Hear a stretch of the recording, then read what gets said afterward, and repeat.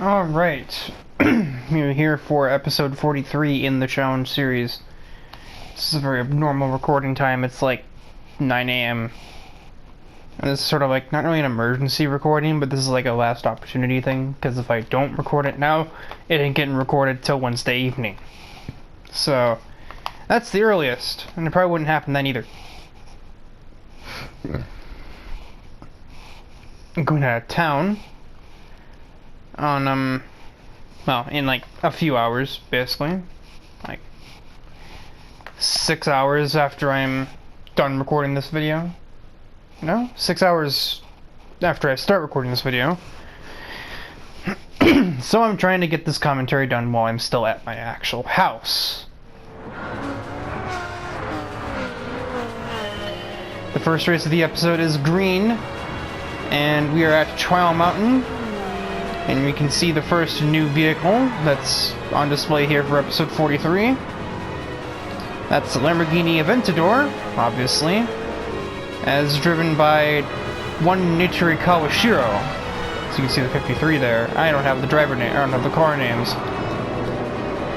This is a 720 class race, so this obviously makes her Aventador a 720 car.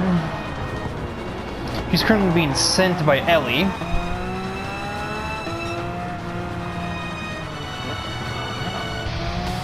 Alright, no space. Nitori honks to show disapproval.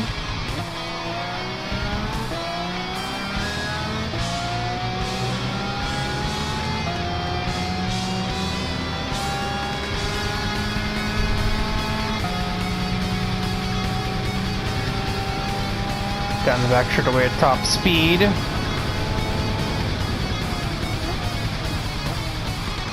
Almost 200, but I think there's too many aerodynamic parts on this car to allow that.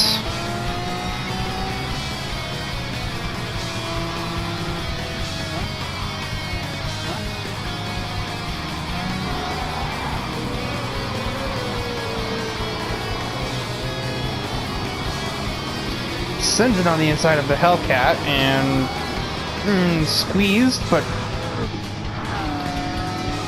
standard fair racing. Nitori is into the top 10 with that.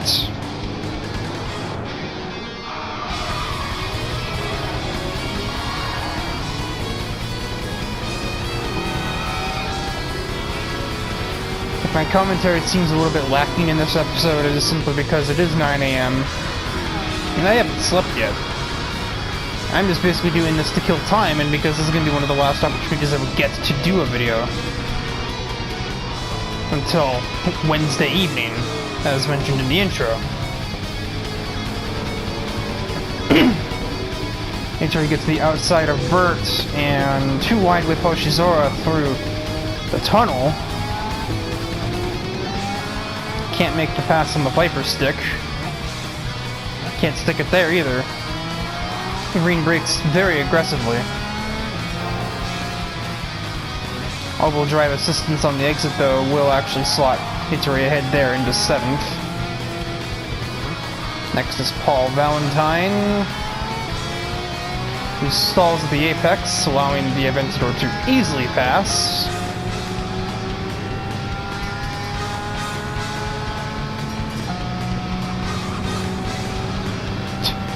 No effort made there.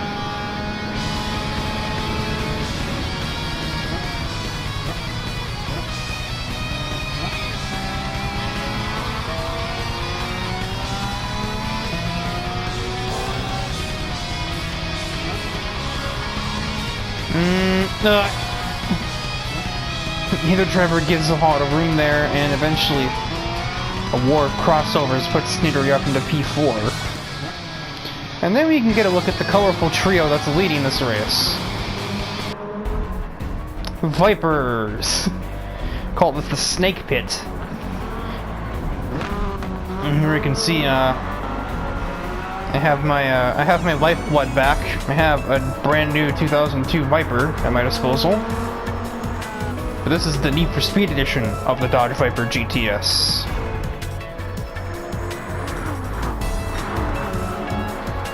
Could have had a fourth Viper too, but David Danvers' car is in the wrong category for that.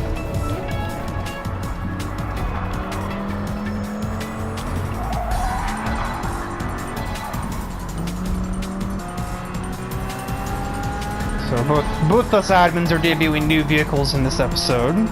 This race, for that matter.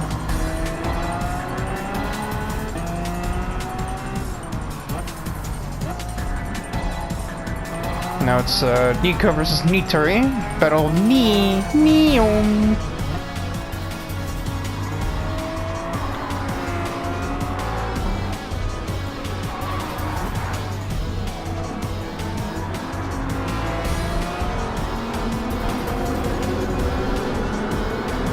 Sniper on the outside of the Viper. Will the power advantage carry Nico back ahead? It looks like that is a no.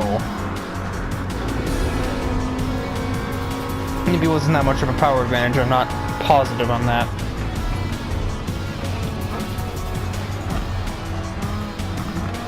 Nope. Did I surprise you?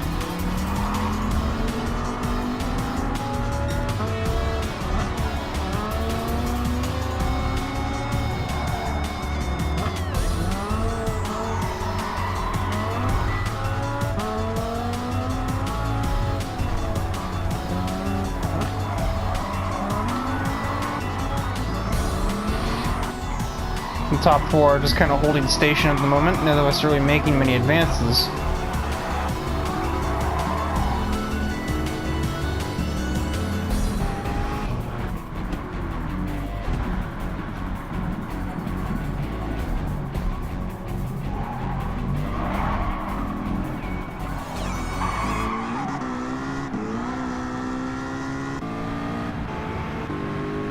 The horsepower difference.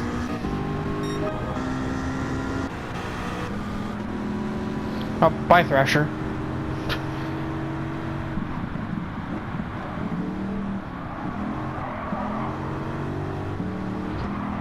Speaking of horsepower differences.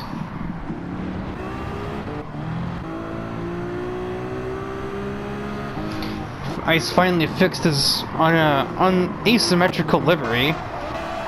Thank God.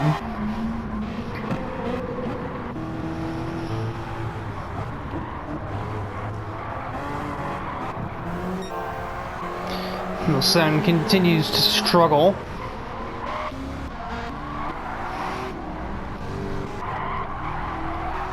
You know, at the front, it's pretty much just standard fare. Nitori is beginning to pull ahead of the other three.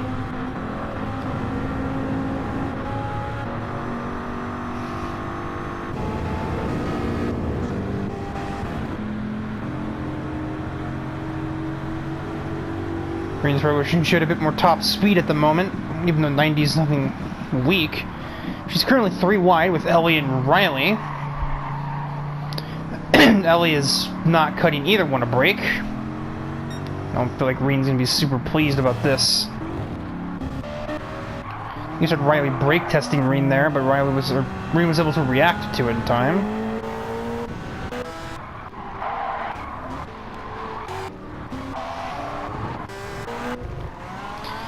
And so out of the last two sharp 90-degree turns, it'll be the most successful debut possible for Kawashiro's Inventador, as I keep calling it. Victory at Trial Mountain for the Lamborghini, followed by 3 consecutive Vipers, and then a Ford Focus.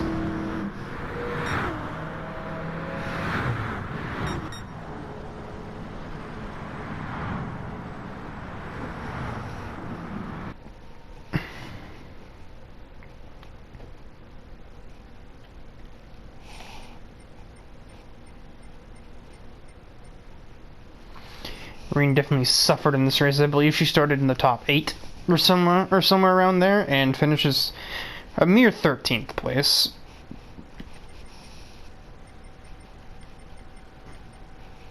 So that'll wrap things up for episode 1. Race 1 of the episode. Yeah, episode 1. We're back in March, guy, or like April, I guess, or May. I think it was May when the challenge series started. You'd think I'd remember that kind of thing, considering it's my own videos. We are green from the second race of episode 43, and it is time for the other debuting car, not a debuting driver. There is Eric Wojciechowski's new machine, and it's quite an interesting car to say the least. A Ferrari GTO Seems like a little bit above our pay grade here in the challenge series. At least I would have thought anyway. Lo and behold, here's Eric Wojciechowski driving one.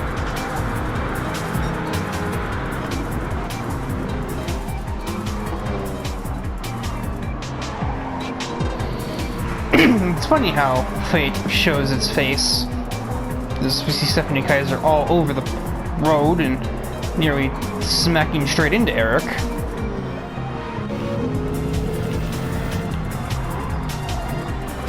Somehow a traumatic crash leads to being on a brand new team. Because there's the weird wall pulsation thing demonstrated there. And that's convenient weird zooming, but we'll take it. Eric Wojciechowski is now a driver of Scuderia Fidenzi. Makes sense. It's one of the very few Ferrari drivers that are left in the Challenge Series stable that do not, like, drive like a maniac. They've already ruled out Maki. Certainly nobody was going to go for Mizzotto anytime soon. And basically the only other Ferrari drivers at that point left are Eric himself or Francesca herself, who's obviously already on the damn team. So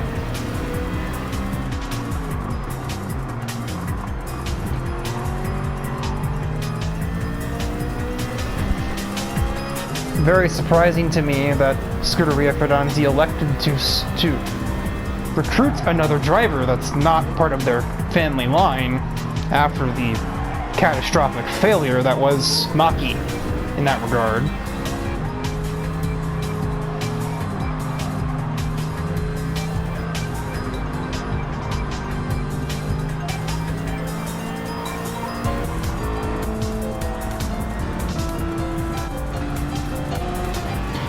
Moment we have a battle for third. Francesca versus Thrasher. These two seem to be battling for position a lot as Thrasher and Tyler brake aggressively, or Francesca just brakes all conservatively. Both my mom and Tyler end up in the grass in sync. And Eric is catching this motley crew at a rate of now. He's already there.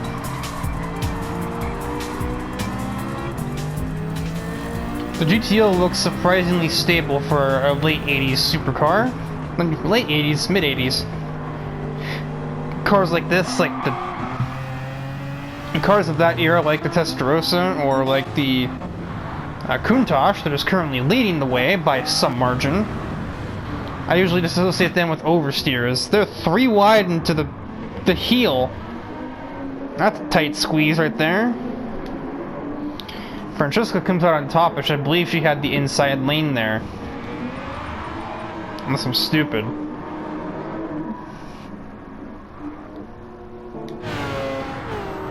Yes, she did.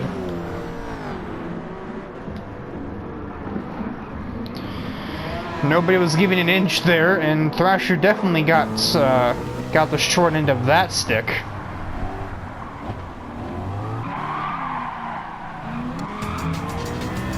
Eric then chucks himself around 2 of those drivers and is faced with his new teammate. And is now overtaking his new teammate. That was pretty straightforward. Perhaps Francesca saw that her teammate had the hot hand and just said, you know, let me just not obstruct you. It's possible. I know they don't do team orders of Black Stallion Motorsports, but I don't know if the same applies to Scuderia Fidenzi. They're more of an old-fashioned team. And they're based on Ferrari, which are like the #1 team that are known to do team orders. So as Eric makes it look just simple from the outside of the S's on Dom DePrisco to snag the lead. We have an Italian car podium right now, followed by 4th and 5th in American cars, and then Tyler in a Toyota.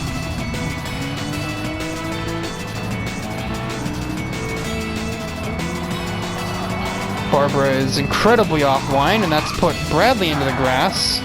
Why does the fucking AI do that? The same shit every time. And also, while we're at it, GM moment.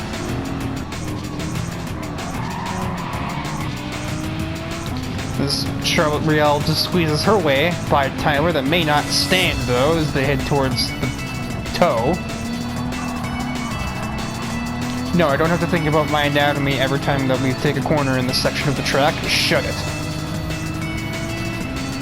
Evidently, the Super's got better straight line speed and can outdrag the Porsche. For a second, I thought McIntosh was turning Taro for a second, but no, he was just out of control. Dude's got some nerve running no aero parts on his, not Plymouth Roadrunner. As we are about to take the final lap of the race, Francesca Fidanzi is trying to set up a move on DePrisco. A battle for second between Italian drivers and Italian machinery. I feel like we should be at Monza right now or something, not Watkins Glen.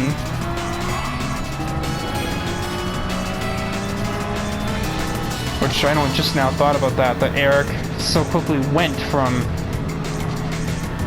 having a bizarre and near disastrous crash to most likely, at the way that things are going, winning at Watkins Glen.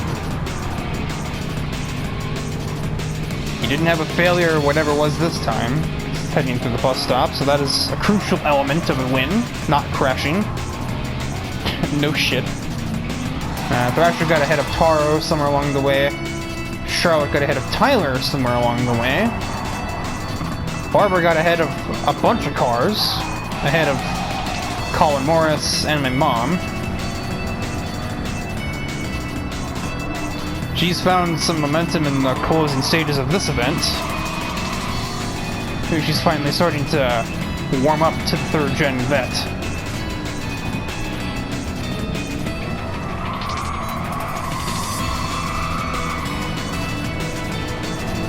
I don't know what that's supposed to mean.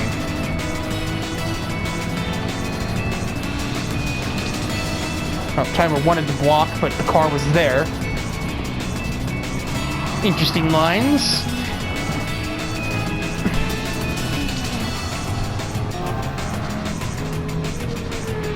As he tackles the final two corners.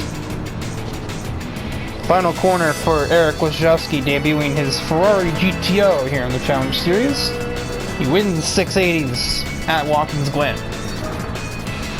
Two more Italian cars complete the podium with him.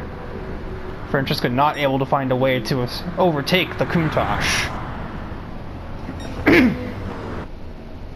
Charlotte ended up in 5th after passing Taro in the final lap. So, definitely some movers up and down the grid throughout this race. This one was far from static, to say the least.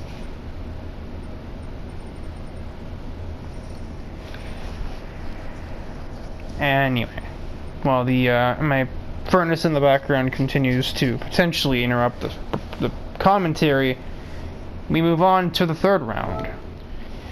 Alright, folks, it is a somewhat somber day here in the Challenge Series for the first time. It is the end of anything, really.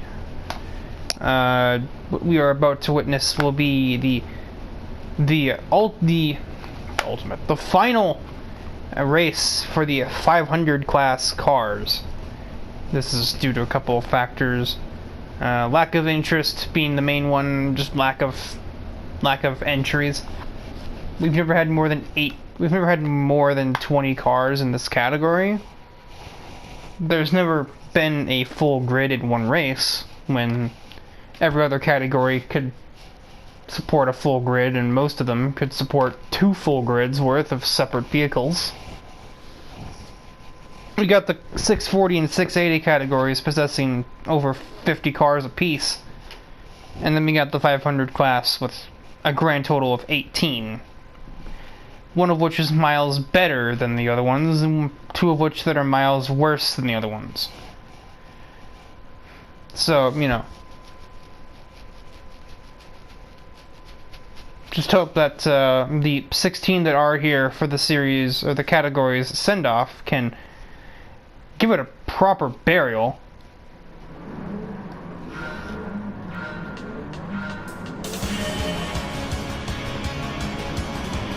Usually right on board with Alice Carson in her Honda S800.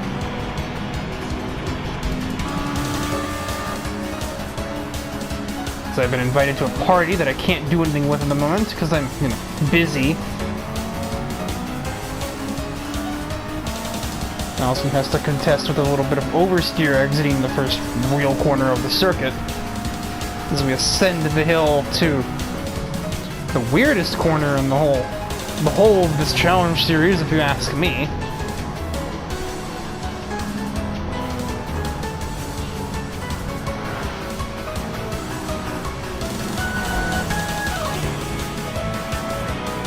Alright, up to P11 through not even a full lap. Could be looking at more here. It's just catching up to the Honda Beat of Lily White.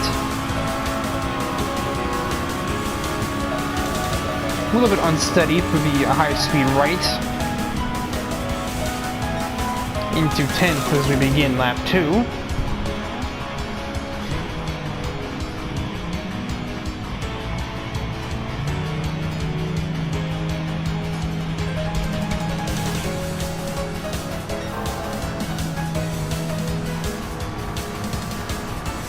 Yeah, there's a lack of interest and there's just a lack of, giving a shit for this series from a lot of the drivers. I think the only ones that really like it are, AJ, Natsuki, and Bedrick. Everyone else just kind of runs it to play a race, but nobody enjoys it the same way they enjoy races in the other categories. I've even been told that 640, 680, and 720 are the height of competition for a lot of people. Some even think that the final championship, wow, the season finale shouldn't be a Group 3 race, it should be a 720 or 760 class race. I'm not really sure that I really agree or disagree, to be honest. I can kind of see both ends as Alice Carson slowly approaches the lead of the race. As,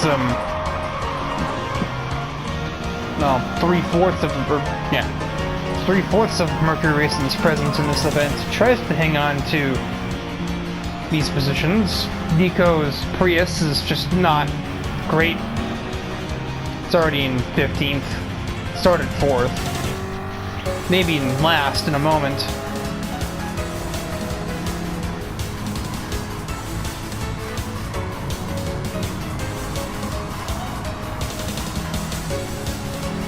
Yeah, this is another big problem with this category. It's not very balanced. You have very obvious, we have this little middle group. Miss Kotori has taken second from her teammates. We have the group that's being led by Mercury Racing, which is a decent-sized train, but Yukiko on back is just super spread out. Well, I mean, Minako's not.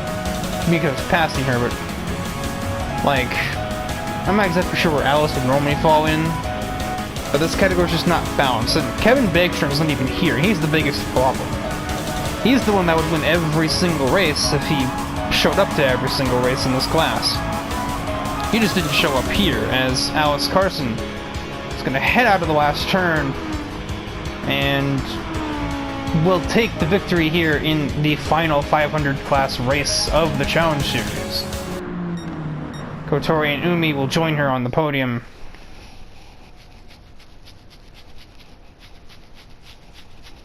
My beard is itchy as all get out. And so, yeah, that'll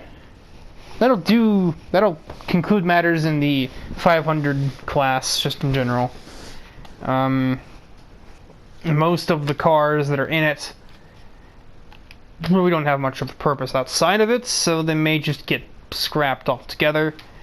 The only two that I know tend to put their cars into a different category that actually can do that are Emi Ibarazaki will be putting her Swift in the 600 class, as will Minako Kochiya's Atenza can also get there. Most of the cars of this category couldn't get any higher.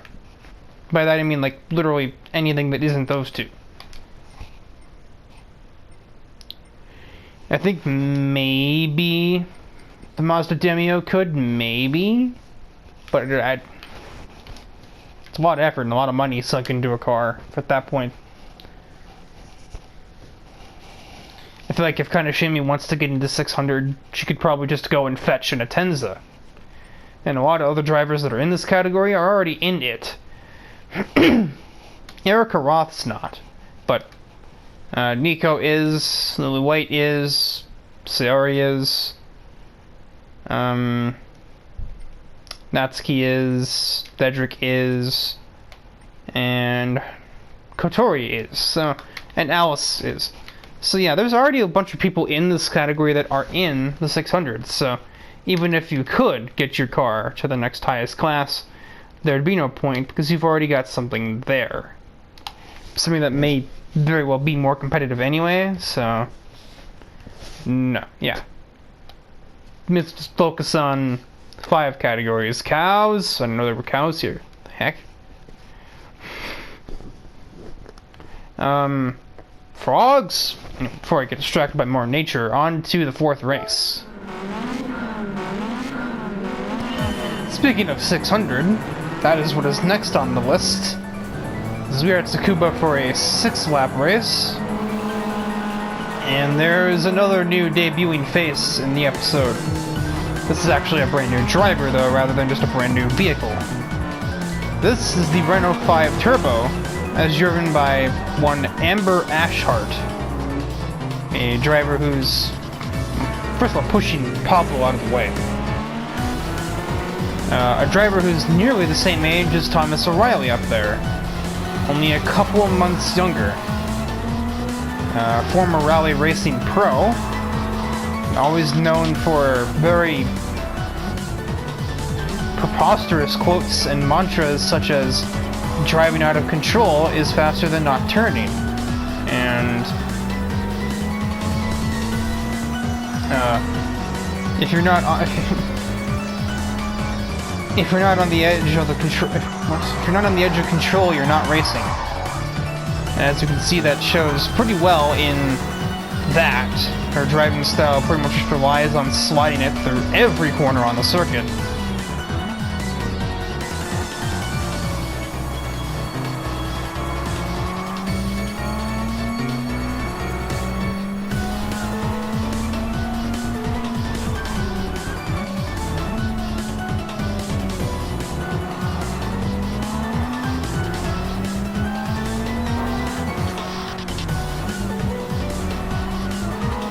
I think I still botched that second quote, but honestly at this point I can't be asked. Amber won't go out of her way to hit people, but she ain't gonna sit around either. If you're just sitting in her way and obstructing her edge of control driving style, you might get a bumper. Sometimes it would be intentional, other times it may just straight up be just not being able to get the car to respond to her in time to slow down. And she's made her way through about a third of the field in a third of the race distance. So, on pace for victory. 3 wide with Mercury Racing drivers. She will go for moves that other people just won't.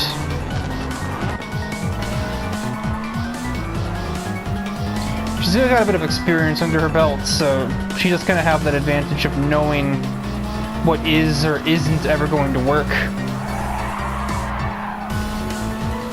There's a slide from the Renault down the inside of the Silvia, forcing the Alpine offline too, and a bit of contact is made.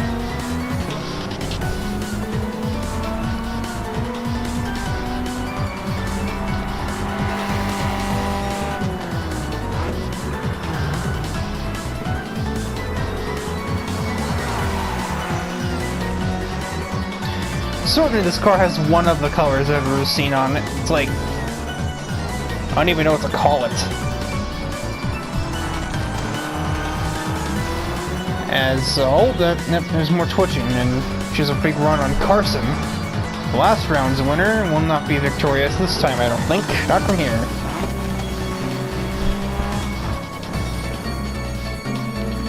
Sayori and Natsuki are 1-2. This is something that doesn't actually happen all that often. Usually Sayori is just kind of in the middle pack. It's pretty rare she's competing for the win in a race of any kind.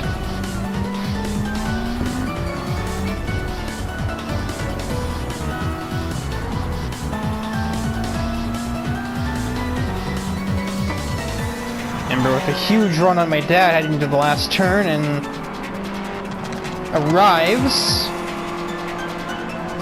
sideways and into the podium spots with 2 laps remaining.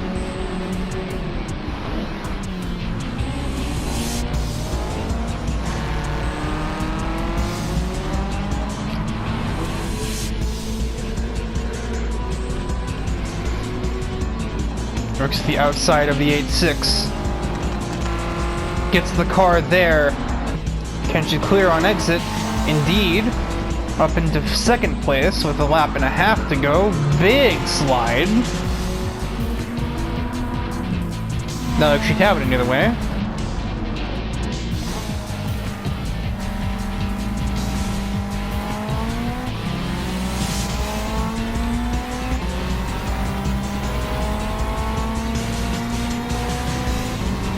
So we head up to the last turn. She has the run, but Sayori defends, and Amber Note thinks twice about that one.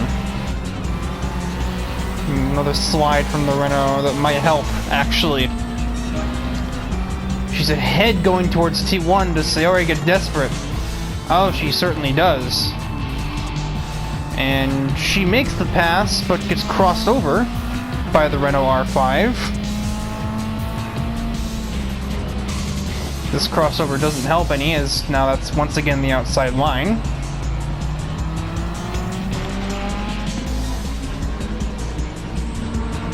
Underneath the arch.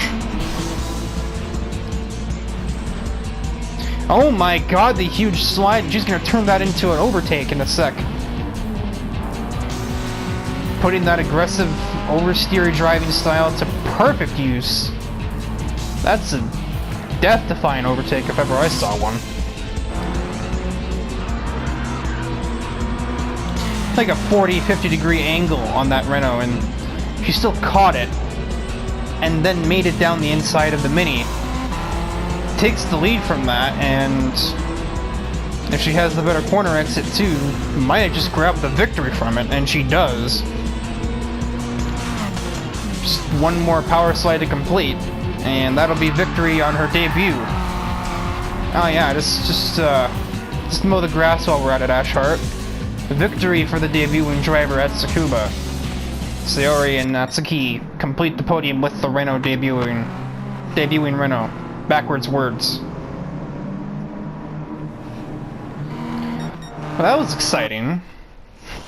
Amber's aggressive, like no real like disregard for safety driving stuff. I'm not total disregard. She knows what she's capable of. She knows her limits. If she doesn't think she can complete the corner while sideways, I have faith that she's smart enough to not drift, or at least try to minimize the drift. And if she doesn't, that's her own problem, I guess. If she misses the corner, as long as she doesn't just miss into somebody else. That's all that really matters to really anybody. No one really cares how you drive, just don't drive into me. And, you know, then we're straight. Anyway, into the final round of this episode. And the final round of the episode, the roulette round, is green. And we are on board with Madison Palmer and her Z28 Camaro, who didn't really seem to get the greatest start. The camera's not looking forwards, but well, if she had a better start, she would have passed somebody a little sooner than that. Didn't think the first car I'd see her pass would be an F50.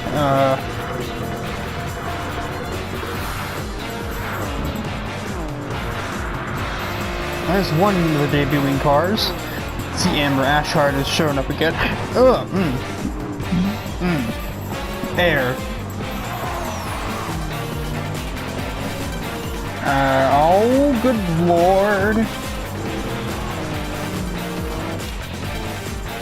What the heck was that about? Is there contact or is that just oversteer? Oh, there's suddenly Natasha Harris. No. Well, there wasn't contact to initiate that slide, but there was contact afterward that certainly didn't help. The first debuting car of the race is, well, not a new driver, but a new car for Melissa Weiss, a GR Yaris sponsored by Gatorade. And then a new driver in the form of, well, a returning driver, but new to this particular installment of the Challenge Series. Damian Kotexa has arrived in a Shelby Raptor F-150. The 85 car, or truck, as Palmer's gets squeezed into a wall by Vincent Houston.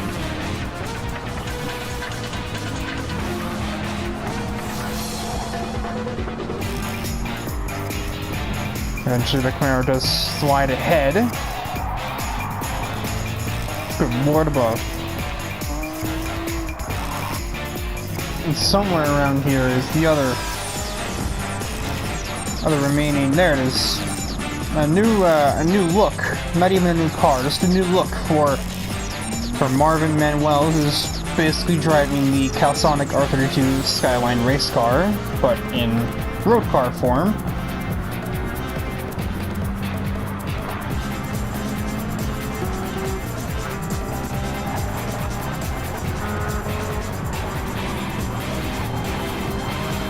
It's running a lot of downforce, so it'll probably stall out a bit at top speed, especially when compared to the likes of a 760 car.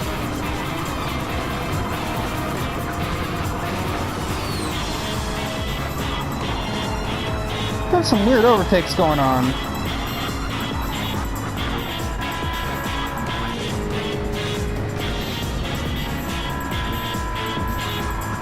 Just weird things in general going on. Why are they actually going so slow? You should be going faster than 160, I assure you.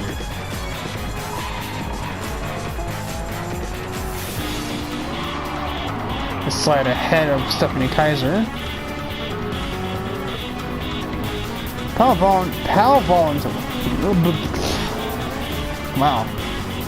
Valentine is currently the leader, but Ellie is on an absolute mission as she tears through the first half of the backstretch.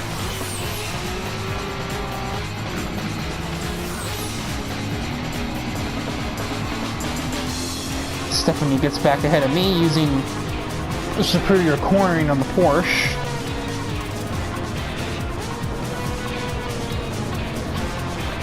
Palmer is beginning to catch this group, but not without some risky driving of her own play. Harris wants to get around me, but can't seem to get enough acceleration to get a lane on me. Stephanie has caught the Calsonic car. Might want to shift sometime today.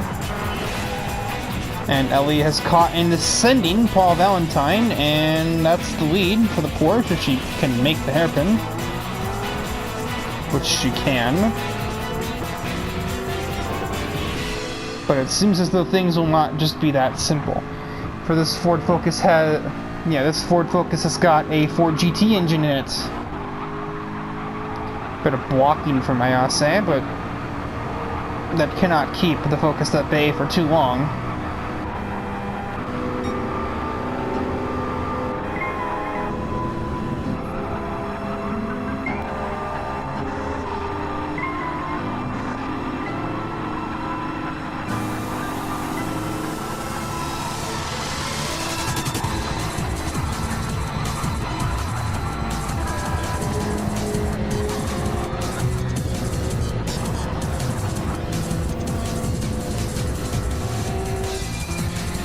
Actually, Arturi having a pretty lonely race. She's the only 600 class vehicle that attended this round.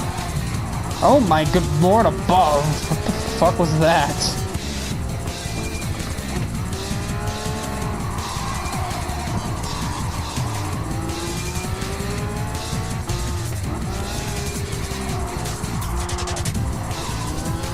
You know, that's Paul Valentine showing some dismay towards Ellie, or that's just a massive fit of understeer. Either way, that was quite ugly.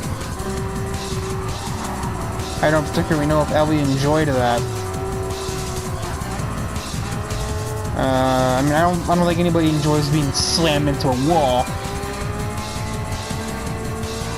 No, actually, let's not go down that route. This is a race, not that. This ain't that. Ellie is struggling to get an overtake opportunity from the focus in the corners, which is where her Porsche should shine, hypothetically. And all this is doing is just wasting their time, as Paul Valentine puts himself in the wall, and that allows ISA to retake the position. And although top speed will not help if you are not close to the leader.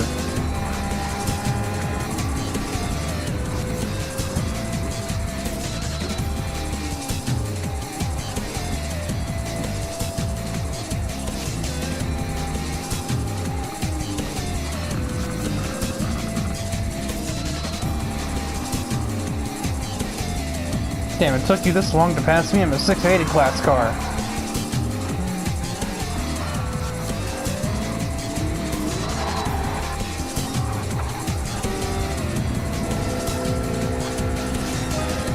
Paul is back.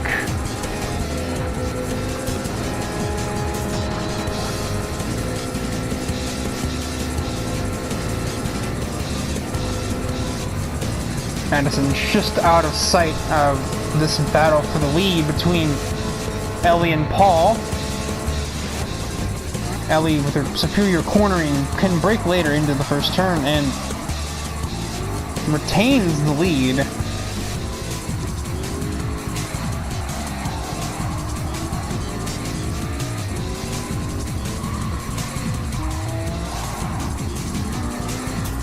Mika finds herself in a barrier.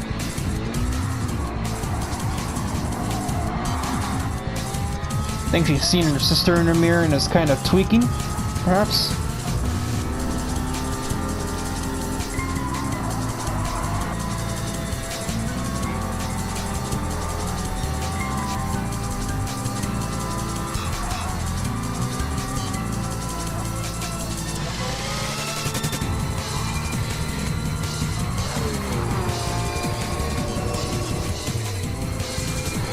Meanwhile, Madison has caught Valentine for P2.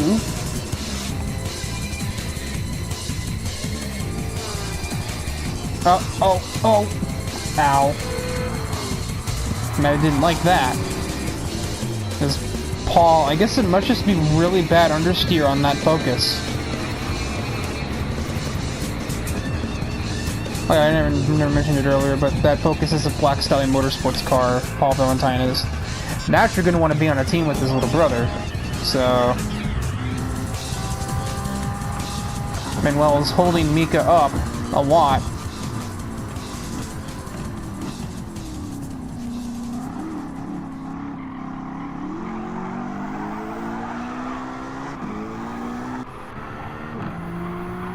Mika's clear. Can Natasha...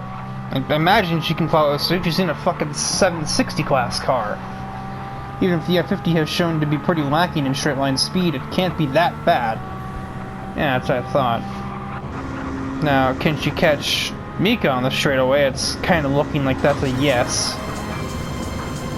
As Madison gets ahead of Paul once and for all. That rhymes.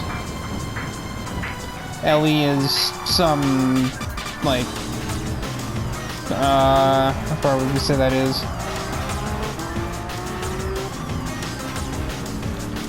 2 seconds, just over, somewhere around there, ahead.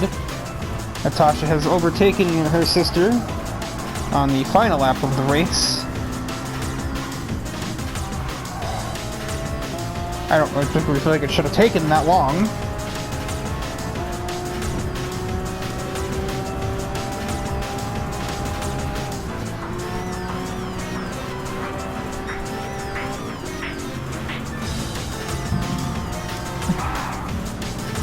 Madison's definitely pushing the Camaro to its limits here to try and get to that Porsche. Maybe even a little beyond the limits by the looks of that handling.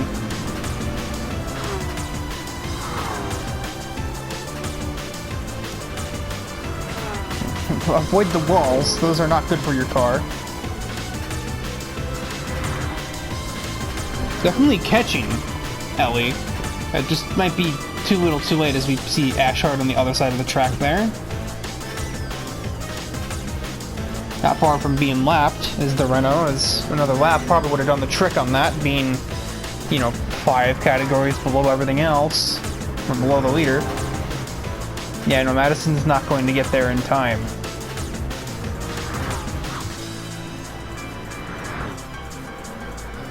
Uh-oh. That looks like a blown engine looking at the HUD, and that's a brutal collision. Oh! And then the car coasts back onto the track. She can't do much to stop it, and that's a lot of smoke coming from the back of that Camaro. She managed to get into the pits, but that's a toast Camaro right there.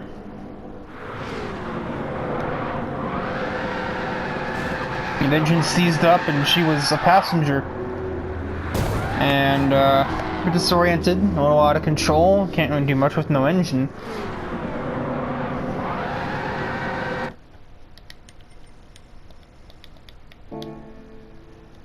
But a 110-mile-an-hour head-on collision with the wall. 2 spins. And another 150-mile-an-hour collision to the back of the Camaro administered by Paul Valentine. And then another face-first collision to the wall.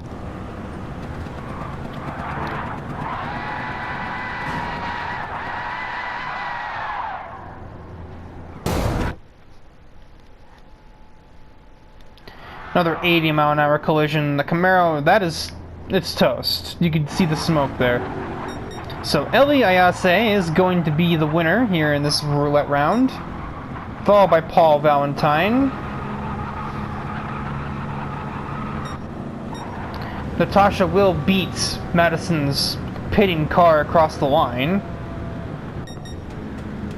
followed by Mika Harris, Stephanie Kaiser, and Marvin Manuel. Getting blue flags when the race is over. Yeah, so don't let this fool you. Her car coasted across the line, but that Camaro is as good as dead. And because it's Madison Palmer's only car, that means she's out of the series. She can't race with no cars. So I would say it was a good run, but I don't necessarily think it was.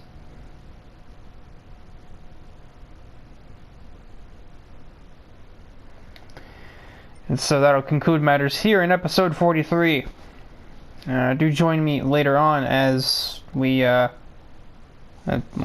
Wednesday when, well, Wednesday earliest, Thursday, probably more likely, to return to the Challenge Series for episode 44.